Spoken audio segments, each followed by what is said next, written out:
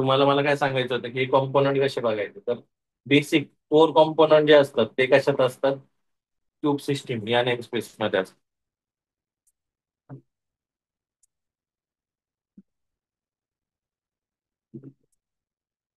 Okay. तर मी जे तुम्हाला सांगितलं ETCD हे कशात आहे, ETCD या नेम स्पेस मध्ये क्यूब सिस्टीम. ओके. त्याच्यानंतर क्यूब EPI सर्व्हर आहे का, तर आहे, मला दिसतोय cube EPI server. Cube controller आहे का, तर आहे, दिसतोय. क्यूब प्रॉक्सी आहे का, आहे. शेड्यूलर आहे का, आहे. तर हे कॉम्पोनंट कुठून आले रे, आपण ज्यावेळेस सेटअप केलं ना त्यावेळेस हे सगळे कॉम्पोनंट आहे. ओके.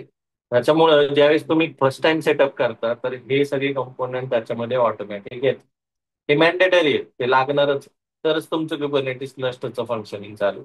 जर तुमचा ह्या कॉम्पोनंट मध्ये एका पण कॉम्पोनंटला इश्यू झाला तर तुमचे पॉड्स डिप्लॉय होणार नाही किंवा तुमचं कुबरनेटिस क्लस्टर नीट चालणार नाही, फंक्शनिंग तुमचं नीट चालणार नाही. ओके, समजलंय?